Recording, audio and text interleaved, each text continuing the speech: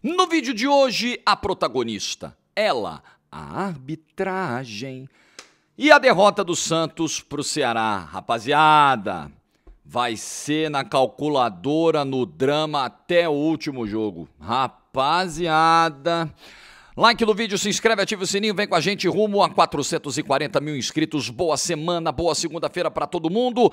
Goal Case, pra você começar a semana comprando aí o copo Vibe, que é o copo de cerveja do seu time, saindo num preço muito legal, por menos de R$120 do site da Goal Case. Tem a garrafa fresh, a garrafa térmica que mantém a temperatura da sua bebida. Enfim, muitos produtos para você usar no seu dia a dia, no seu trabalho, no seu home office, na academia, para você dar de presente. É legal que personaliza, tem o escudo do time, o nome da pessoa que você vai presentear. É uma linha oficial de produtos dos grandes clubes do Brasil. Então você também está ajudando o seu clube, o que é muito legal. Goal Case, parceira do canal do Jorge Igor, QR Code na tela, aponte a câmera do seu celular e use o meu cupom GOLJORGE para te dar um desconto legal na hora de fechar a compra. O link está na descrição também. Muito bem. Vamos falar da arbitragem do senhor Ramon Abate Abel. A gente tem muita coisa para falar do jogo, né? Se a gente for falar da força de banco do Palmeiras, de como o Maurício e o Alan foram determinantes para a virada, o oposto disso, que foi o São Paulo perdendo força com as mudanças que fez. A gente tem muita coisa para falar do jogo, mas tudo isso é secundário. Bom jogo, o jogo mais solto que o São Paulo fez desde o início, era um time claramente melhor colocado em campo, recupera um pouco da confiança quando traz a vitória de Fortaleza, né, na última quinta-feira, né? Jogadores do São Paulo travando o jogo do Palmeiras. O Palmeiras não conseguia troca de passes, não conseguia muitas jogadas, foi um primeiro tempo muito competente do São Paulo. O Arboleda fazendo muito bem o papel da sobra. Cara, tem bastante coisa para falar. E aí as reações a partir do momento em que o Abel muda o time no segundo tempo, não só o Alan e o Maurício, mas o Jefté entrou bem, o Sousa entrou bem, fazendo o gol da vitória, o gol do 3-2. Tanta coisa para falar. Tudo fica em segundo plano, porque a arbitragem do Ramon Abate Abel é calamitosa. Há quanto tempo... E aí, esse é o problema. Esse é um dos problemas da nossa profissão, da nossa função. Quando a gente é muito crítico a uma figura, seja treinador, seja jogador, seja árbitro, qualquer figura do futebol, seja dirigente, e a gente repete essa crítica, fica parecendo perseguição. Pô, você não gosta do cara, você deve ter alguma coisa pessoal contra o cara, você está perseguindo o cara. E, na verdade, o meu trabalho não se baseia em perseguir ninguém, nem ficar passando pano para ninguém. Meu trabalho se baseia em analisar aqui no canal aquilo que eu tô vendo. E se existe uma figura que repetidas vezes vai mal, eu vou reiterar a crítica. O Ramon Abate Abel, pra mim, quando foi que eu falei isso? Sexta-feira. Tem 3 dias que eu gravei um vídeo no canal dizendo o seguinte, analisando a arbitragem do sujeito no Maracanã, no Flamengo e Cruzeiro. O que eu falei? Jogo grande, jogo que vale liderança do campeonato. O Ramon Abate Abel possui o perfil menos recomendado para apitar esse tipo de jogo. Volta do vídeo da sexta-feira. Tá lá. É um perfil que não se adequa a esse tipo de jogo. Porque é um árbitro que não se impõe, é um árbitro de marcações confusas, é um árbitro que não tem o respeito dos jogadores. Isso é muito nítido. Isso é muito nítido. E é um árbitro que comete erros técnicos gravíssimos, como o que ele cometeu ontem ao não dar o pênalti do Alan em cima do Tapia. E olha que coisa, né? Que coisa maluca. A galera tava lembrando ontem. Na quinta-feira, tem um lance que era uma jogada promissora do Cruzeiro, que o Alexandro é muito parecido, cara. O Alexandro ali perde ali o equilíbrio, atinge o Caio Jorge. Ele não dá o segundo amarelo. O Alexandro já tinha amarelo, existe uma reclamação que ele podia tomar o segundo. Mas ele dá a falta. E no lance de ontem, não, porque é acidental e tal. Gente, é o famoso sem querer também é falta. Mas é assim, e ele estava colado no lance, ele tem uma visão plena do lance. E ele simplesmente opta por não marcar um lance óbvio, claro. E na sala do VAR, ninguém chama. E o VAR também resolve não intervir. É o tipo da decisão E aí eu vou conectando vários assuntos hoje, que a arbitragem vai tomar o maior tempo do vídeo, eu vou falar do Santos também, do vexame do Santos ontem, mas a arbitragem vai tomar um tempo muito grande aqui. Esse tipo de erro do Ramon Abate-Abel, como o erro de sábado, do pênalti ridiculamente marcado contra o Grêmio, esses erros, eles geram falas como a do Boto, ontem, o homem forte do futebol do Flamengo. O Boto ontem, na saída lá de Salvador, o Flamengo perdeu o jogo para o Bahia, teve 2 jogadores expulsos, o Boto chegou para a imprensa e falou, tá estranho, né? Esses erros que estão acontecendo aí nos outros jogos fazem a gente desconfiar de coisa estranha acontecendo. Sabe por quê? Que o Boto, eu acho que é muito delicado, eu já critiquei tantas vezes dirigente que foi cruzando essa linha, sabe? Do dolo, da má intenção, do roubo, do esquema, do complô, etc. Eu já critiquei João Martins aqui, já critiquei Textor, Abel e um monte de gente que fez isso. Mas o problema, o Boto nem foi tão explícito, mas ele ficou no limite ali, coisas estranhas. Eu não vou chegar hoje aqui e cagar o discurso moralista em cima do Boto, não. Sabe por quê? Porque é muito estranho, cara. Tô querendo dizer nada. Por exemplo, a arbitragem da Sul-Americana, da Libertadores, no Flamengo e Estudiantes, foi uma arbitragem estranha. Fiz vídeo aqui dizendo isso. Porra, estranho, né? O que estava por trás? Não sei. É só erro técnico? Tomara que seja só erro técnico. É só fragilidade do profissional da arbitragem, que não é profissional, é amador? Tomara que seja só isso. Mas é tão gritante o erro, é tão escandaloso o erro, é tão colossal o erro, que aí o Boto chega e fala, é esquisito. E eu vou chegar aqui e vou ficar recriminando o dirigente que falou isso? Não, porque é esquisito mesmo. Não tem como você não dar um pênalti desse, cara. O Ramon Abate-Abel, lembrem-se, ele foi um dos árbitros brasileiros na Copa do Mundo de Clubes no meio do ano. Esse cara apitou o Mundial. Esse cara hoje é colocado como o principal ou um dos principais árbitros do futebol brasileiro. Então, fudeu. Então, ele é o principal? Ele é um dos principais? Tamo morto. Faliu. A arbitragem faliu. Faliu, como a gente tá dizendo aqui há tanto tempo. Parece que eu tava adivinhando também, cara. Essa semana, falei aqui na quarta. Pô, parabéns, presidente. Olha, grandes avanços, mas tem que mexer na arbitragem. Aí é que é o grande problema. Uma semana, mas isso a gente não pode colocar totalmente na conta do atual presidente da CBF, porque ele chegou outro dia. Mas isso é a CBF pagando o preço da sua omissão. Sabe por quê? Porque numa semana em que a agenda era totalmente positiva e favorável à CBF, totalmente, as mudanças do calendário foram aprovadas, aparentemente, pela maioria das pessoas. Pô, legal, Brasileirão o ano inteiro. Pô, legal, finalmente cumpriu a promessa de reduzir o campeonato estadual. Pô, legal, afinal em jogo único da Copa do Brasil. Essa dividiu um pouco mais de opiniões, mas alguns acharam legal. Pô, legal, vamos pensar aí em data FIFA, respeitar e tudo. A galera gostou. Aí o presidente vai lá e confirma, e ano que vem vamos ter o impedimento semiautomático, tá confirmado. Pô, legal, CBF investido em tecnologia. Olha, rapaz, até que o Little Sam começou bem a gestão. Pois é, agenda positiva. A arbitragem cagou tudo no fim de semana. Tudo. Voltamos por uma repercussão extremamente negativa, pesada, que é péssima para o campeonato, para a reputação do campeonato, para as próprias marcas que estão ao redor do campeonato. É ruim para todo mundo. Ruim para quem joga principalmente, para quem torce principalmente, até para quem transmite. É ruim para todo mundo. Todo mundo.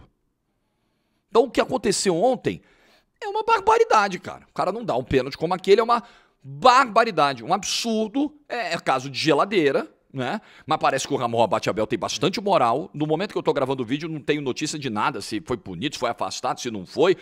Aí já deve ter saído alguma coisa, né? Tô gravando o vídeo com uma antecedência grande hoje, porque eu tenho um compromisso nessa manhã de segunda-feira. Mas assim, é o mínimo que se espera que o seu Ramon Abate-Abel encare uma belíssima de uma geladeira. Um belíssimo de um gancho. Só que o problema é que os nossos ganchos, as nossas geladeiras, elas simplesmente jogam o problema para baixo do tapete porque o árbitro volta sem uma reciclagem profunda, cometendo os mesmos erros. Aquele ciclo que eu sempre falo, né? O árbitro mal preparado erra. O dirigente fica puto, o torcedor fica puto, reclama, a reclamação vai bater na CBF, ele é afastado. Depois de um tempo afastado, o árbitro mal preparado volta.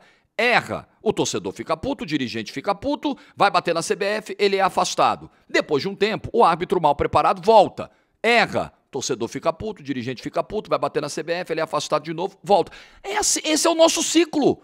Sempre foi assim e sempre vai continuar sendo, enquanto não houver um investimento profundo. Vamos profissionalizar? Vamos profissionalizar. Vamos criar metas? Vamos criar metas. Vamos criar mecanismos de punição? Vamos criar. Vamos melhorar a preparação? Vamos. Vamos fazer uma reciclagem contínua. Reúne todo mundo para um realinhamento a cada 15 dias, a cada um mês? Vamos. Mas o CNM apresentou esse plano para o Jovem Ed. O Jovem Ed falou, não, faz online, porque não tem dinheiro. Aí você quer mudar, você quer que as coisas mudem fazendo tudo do mesmo jeito? É impossível. Não tem como, gente. Não é lógico obter resultados diferentes fazendo as coisas iguais. Não vai rolar, não vai acontecer. Não vai cair do céu. A mudança na arbitragem, ela não virá por um milagre. Por mais que a gente tenha fé, eu sou uma pessoa que tem fé, você imagino que tenha também, né, cada um à sua medida, não vai ser suficiente. O que vai mudar é trabalho. O que vai mudar é profissionalização, o que vai mudar é seriedade, é o que vai mudar. Os erros vão acabar, Jorge, a partir do momento, então você está querendo dizer para mim que profissionalizou o árbitro, assinou a carteira do árbitro, dia seguinte os erros acabam. Não, porque é uma atividade humana. Ela está sujeita a erros. Porém, o ser humano, quando bem preparado para executar uma função, o índice de erros diminui. Quando você está capacitado, bem treinado, preparado, confiante para fazer a sua função, as coisas andam. E você vai reduzindo a margem para erros. Outra coisa, o árbitro é cada um por si, né? Então o cara tem um trabalho, o cara, sei lá, é dentista, advogado, tabelião, é médico, é qualquer coisa. Motorista, e aí faz um bico de arbitragem, certo?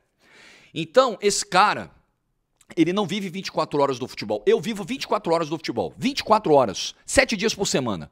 Vejo tudo, acompanho, pego as minhas narrações, ouço de novo, ouço as transmissões, vejo o que foi legal, o que não foi, vou filtrando.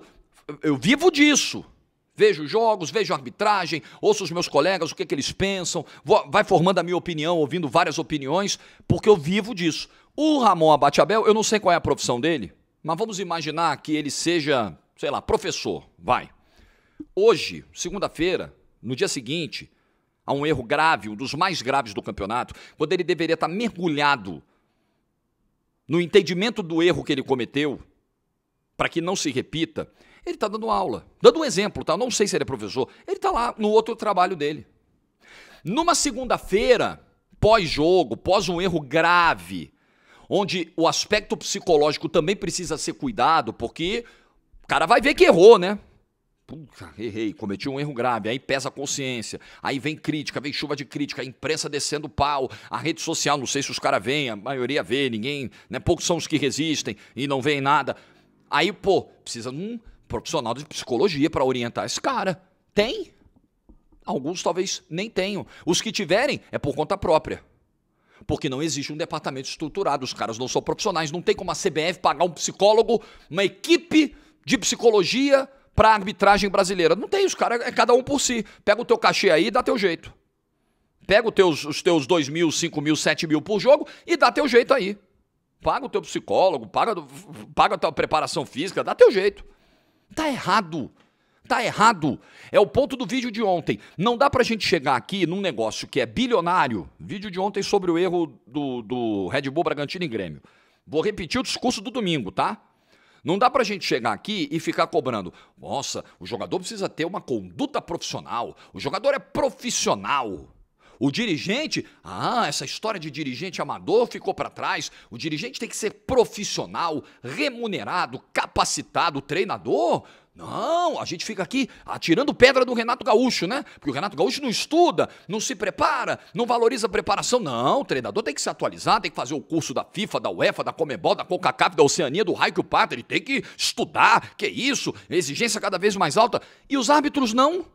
Porra, o cara que tem a obrigação de aplicar a regra do jogo, o cara que tem o poder de marcar ou não marcar um lance capital, que é o pênalti. O cara que tem um poder de retirar de campo um jogador. Esse cara é o único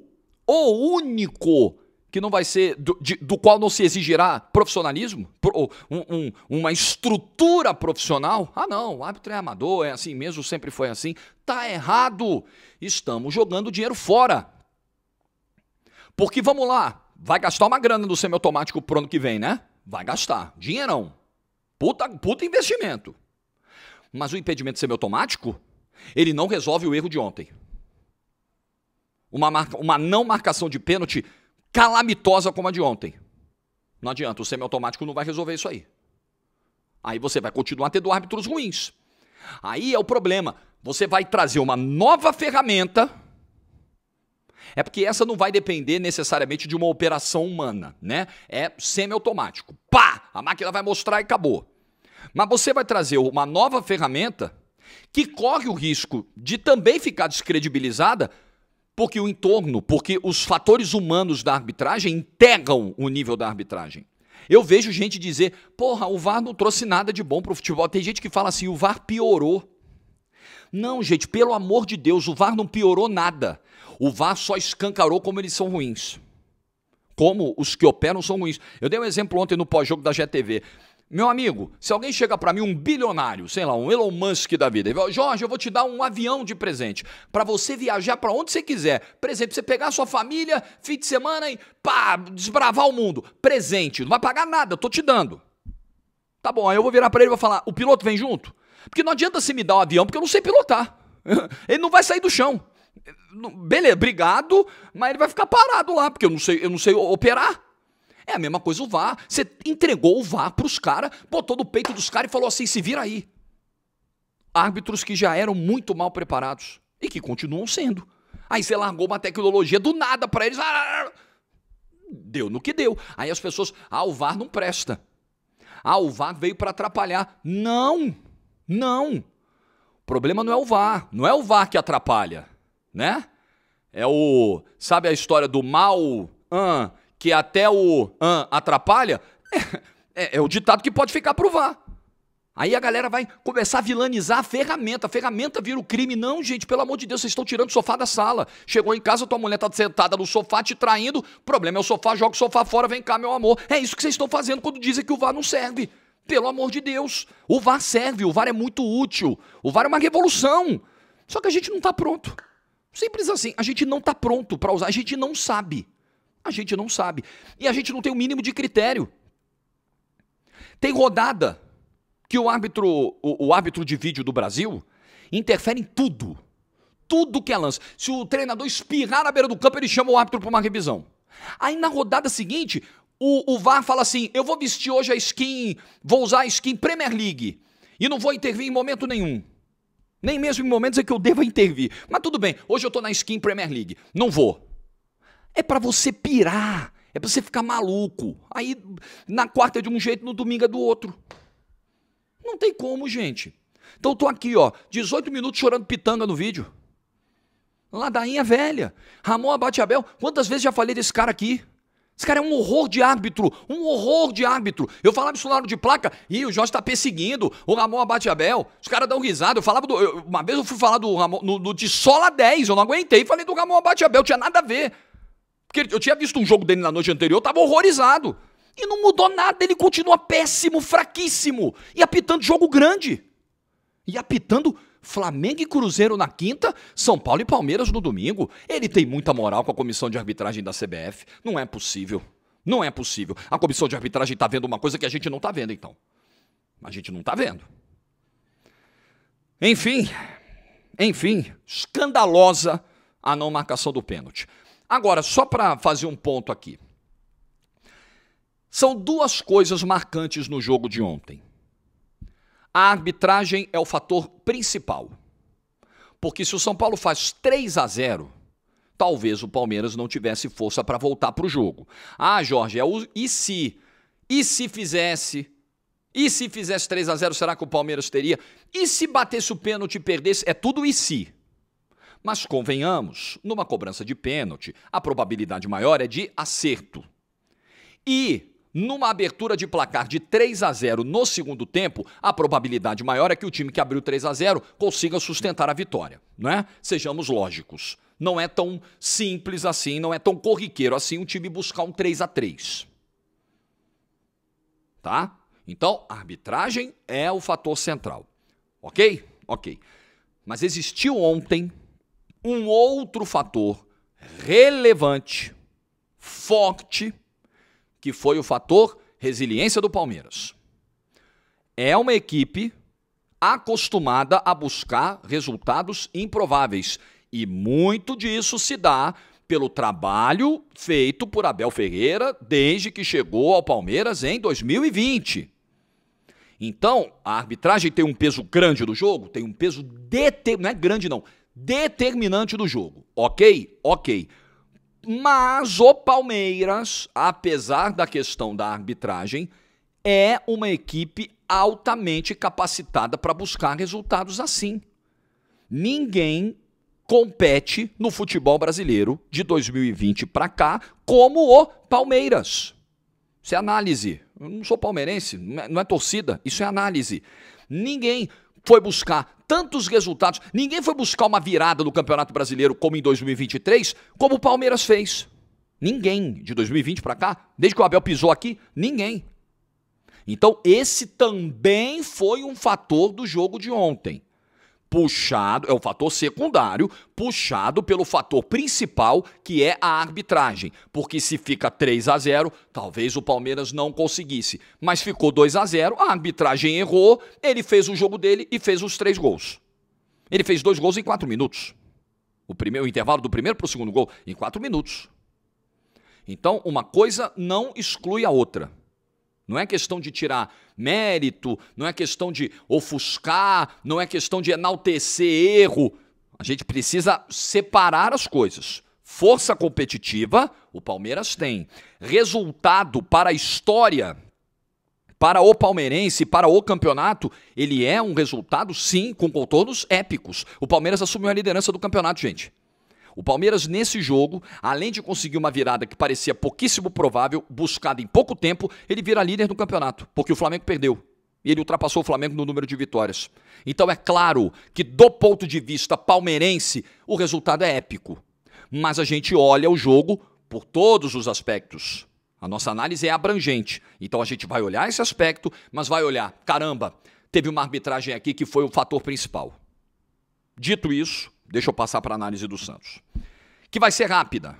Vai ser rápida. Não temos muito o que falar dessa derrota do Santos ontem. Deu tempo de eu chegar em casa e ver o 3-0 sonoro que o Ceará enfiou no Santos. E o Ceará, para ser muito correto aqui, muito preciso, o Ceará foi um time que, em alguns momentos ontem, repetiu não sei se é um vício, um problema, não sei como qualificar, mas uma característica, um comportamento que a gente já viu em outros momentos nessa temporada, nesse Campeonato Brasileiro. O Ceará vai lá, abre o placar, para de jogar. Vai lá, faz 1-0, recua. Respeita demais o adversário. E ele ontem respeitou um adversário com uma qualificação técnica muito baixa. Infelizmente, ontem, novos problemas técnicos gritantes ficaram escancarados na atuação do Santos. Lance do primeiro gol, o seu Alexis Duarte, ele dá um pulinho atrás do Pedro Raul, ele fica no meio dos dois, e aí o camarada vem atrás dele livre para fazer o gol. Era o Mugni, né? Livre. O Brasão ainda tenta. E o Brasão que começa a lambança desse primeiro gol do Ceará, na saída de bola. O Brasão não está vivendo um grande momento. Eu não sei, eu já ouvi algumas coisas, né? Eu já ouvi questões, pode ter alguma questão aí de familiar doente, eu não sei se é verdade, honestamente não sei. Vi algumas pessoas até ligando a questão das pancadas na cabeça que ele levou no espaço muito curto de tempo. Eu não sei a causa, não sei a razão. O preparador de goleiros do Santos com certeza sabe. O Brasão não está vivendo um bom momento. Isso é muito preocupante, muito preocupante. Então ontem a defesa foi uma água. O time não criava absolutamente nada. O Igor Vinícius Até no segundo tempo, tenta umas 2 enfiadas de bola, os 2 passes chaves, o último ali pro Lautaro, que o Lautaro perdeu, foi uma ótima jogada. Ele é melhor do que o Mike hoje, em produção, hoje, mas nada excepcional. Um é nota 4, o outro é 5,5. Nada demais. Do lado esquerdo, não consegui entender a insistência do Vojvoda no Escobar. Não estou conseguindo entender, não estou conseguindo captar. Sim, deve ter alguma coisa que o Vojvoda está vendo e que a gente não está vendo. Porque o Souza entra no segundo tempo, em 3 minutos ele já gera 2 oportunidades. Foi só ele pisar no campo. E ele já criou oportunidades. E a insistência no Escobar, porque o Escobar é um jogador de marcação, o Escobar protege, o Escobar é isso, o Escobar é aquilo. Pô, o Escobar, olha a casquinha que ele deu, a ajeitada que ele deu pro lance do segundo gol do Ceará. Se você quiser usar o argumento, você, Vojvoda, né? Se o Vojvoda quiser usar o argumento de não, veja bem, defensivamente ele dá a segurança, esse argumento ele também não tem. Então fica difícil entender qual é o argumento. Porque ele é mais experiente, o Souza é um menino, aí nós estamos ferrados, né? Porque o Souza já mostrou muito mais qualidade. E outra, o Souza no combate ontem, no momento sem bola, no momento defensivo, ele também se saiu melhor do que o Escobar vinha se saindo no jogo todo. Guilherme, outra atuação do Guilherme muito ruim. Tem um lance aos 9 do segundo tempo que exemplifica, eu olhei na hora pro cronômetro da transmissão para não esquecer. Tem um lance que exemplifica muito aquilo que eu tenho falado do Guilherme nos últimos jogos. O erro da tomada de decisão. O erro crucial. Guilherme, agora você tem que resolver. Finaliza. Ele busca o passe. Guilherme, agora o melhor momento é você achar o seu companheiro. Ele busca a finalização. 9 do segundo tempo. Pega o lance e volta lá. Era um lance dentro da área. Ele tinha todas as condições, o corpo ajeitado para finalizar. Ele vai e tenta o passe. Falei, não, agora é para chutar. Igual o lance de Bragança. Solta a bola, Guilherme. Último contra-ataque do jogo. Ele prende, toma falta, mata a jogada. Morre a jogada, que era muito promissora. Então continua, pelo menos dessa vez o Guilherme saiu, né? Foi substituído pelo Tiquinho aos 30. Aí é que você vai ver. Aí você vai pro banco de reservas. Na reta final do jogo, depois o Cabadeiro entrou, teve aquela chance, depois o Lautaro tentou encobrir, o goleiro do Ceará fez uma grande defesa. Mas aí você vem com o Tiquinho e vem com o Tassiano. Aí você vai falar, porra, Vojvoda. Mas, irmão, é o que ele tem. O que ele tem no banco é isso aí. Tassiano. O Tassiano tá lá ainda, gente. Que custou o que custou no início do ano. Falamos bastante sobre isso aqui no canal. Tassiano tá lá. Então, é o que tem. E o que tem é ruim. Dá para fazer um pouco melhor? Dá. Não insistindo no Escobar, não insistindo no Guilherme. Dá. Talvez dando mais oportunidades ao Robinho Júnior, que entrou muito bem contra o Grêmio. Dá. Mas nada muito melhor. O Santos vai brigar ponto a ponto, rodada após rodada. O Santos tem que dar graças a Deus do Vasco ter conseguido fazer no último lance do jogo o 4-3, porque o Vitória ia diminuir a diferença, ia somar mais um pontinho, o Santos estaria 2 pontos da zona de rebaixamento nesse momento. Não fosse o gol lá, os 50 e tal do segundo tempo em São Januário. Vai ser ponto a ponto. Foi tranquilamente a pior atuação do Santos com o Vojvoda, não à toa foi a primeira derrota. Lembrou muito momentos com Kleber Xavier. Eu olhava aquilo e falava, não, gente, não é possível. Parece o time do Kleber Xavier. Time perdido, time disperso, e uma coisa voltou a gritar aqui no meu ouvido. Preparação física. E eu estava ouvindo a transmissão do De Olho no Peixe, e desde o primeiro tempo o Felipe Camargo estava registrando isso, e era verdade, e era nítido também na imagem. Você via alguns jogadores do Santos que pareciam claramente com freio de mão puxado. Aí você tenta entender, é o cansaço? É o calor? É a viagem? É a logística? É a maratona de jogos? Pera. Vamos lá. O Santos só tem uma competição. Uma competição. O Santos não teve competição internacional no ano e na Copa do Brasil não deu nem tempo de cansar. Não deu nem tempo de suar na Copa do Brasil, porque ele já caiu na estreia pro CRB. O Santos tem uma competição no ano. Na 27ª rodada, o time vai pro Ceará e com meia hora de jogo tá com a língua de fora. Jogador que não consegue dar o mínimo de pressão, que não consegue dar o mínimo de combate. Quantas vezes eu já falei aqui, eu queria muito entender a cultura de treinamentos do Santos. Como é essa preparação física do Santos? Porque todo jogo parece que o Santos está em fim de temporada. A impressão que passa, todo é exagero, mas em boa parte do Santos, dos jogos do Santos no ano, você tem a impressão que é o último jogo do ano. Sabe assim, 38ª rodada do Campeonato Brasileiro. Tá todo mundo arrebentado, tá todo mundo com a língua de fora. Sério? Rodada 27, o time que joga uma competição. Porra, em 2023, tô falando de 2 anos atrás, uma outra comissão técnica e uma outra divisão, certo? 2024, um ano atrás, 23 foi o fatídico ano da queda, mas também era assim. 24, o time jogava a Série B, aí às vezes tinha 10 dias de intervalo de um jogo pro outro. 10. Molezinha. Com 20 minutos de jogo, tava língua de fora. Porra, como assim vocês ficaram 10 dias? Ah, não, mas aí folgou 2 dias, 3 dias, aí treinou um período só. Aí a gente não tem acesso aos treinos, a gente não sabe, mas eu fico tentando entender, assim, muito curioso para tentar achar as razões disso, para entender por que isso está acontecendo. Por que o time não consegue ser intenso? O Santos não consegue ser um time intenso, um time de marcação mordendo o adversário, ocupando espaço, pressionando, parando o jogo até nas faltas mesmo, indo por um duelo mais físico. Você não vê isso no Santos. Trabalho para o seu Vojvoda. Então esse foi um ponto também que me chamou muito a atenção. O Santos agora só volta a jogar dia 15. Que dia é hoje? 6. Santos só volta a jogar dia 15. Tem 9 dias para o Clássico contra o Corinthians. Vamos ver como esse time vai voltar. Não me surpreenderei se com 25 minutos de jogo na Vila Belmiro, dia 15, já tiver gente com a língua de fora. Não vou ficar nada surpreso. Nada surpreso. Porque parece que é o padrão. Ah, mas é calor para os dois. Ah, mas só as viagens longas. O Ceará também viaja pra caramba. Porque a galera tem que ir lá jogar com ele e ele tem que jogar com a galera aqui embaixo. Então, desculpa, tá? Não vai rolar. Essa não vai colar.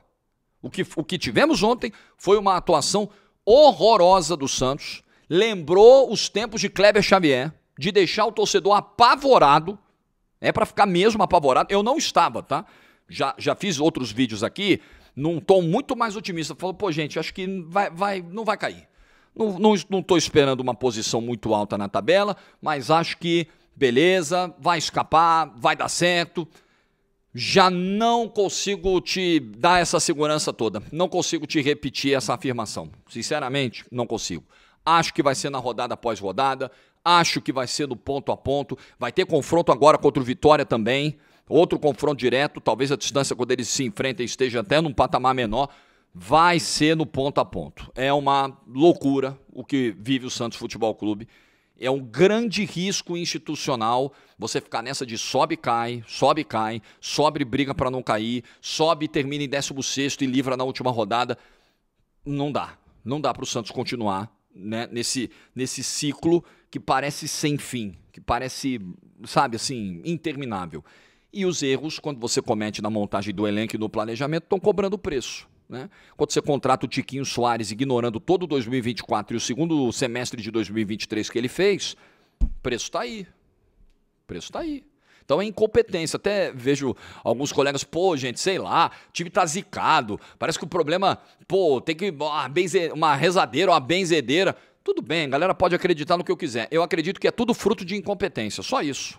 De gestão atrasada, de erros do departamento de futebol. É isso, é isso. Eu sou mais pragmático. Não é que eu negue a existência de fatores desconhecidos, né, que vão além da nossa vã imaginação, filosofia. Não é isso. Eu acho que coisas espirituais até existem. Mas a primeira explicação não é essa. A primeira explicação não é essa.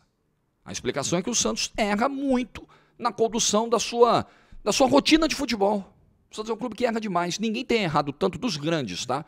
Dos grandes, daquele bloco dos chamados 12 grandes, eu acho que tem mais que isso no Brasil, mas vamos lá, vamos admitir que sejam só 12, ninguém tem errado mais nos últimos anos do que o Santos. Ninguém, nem o Atlético, nem o Internacional, nem o Grêmio, nem o Corinthians, ninguém tem errado tanto quanto o Santos. Ninguém está tão atrasado quanto o Santos. Deu nisso. Ninguém tem contratado tão mal e tão caro como Tassiano, como Patrick, jamais esquecerei, e tantos outros. Então, desculpa, não é espiritual, não. Não é, não. É problema de gestão.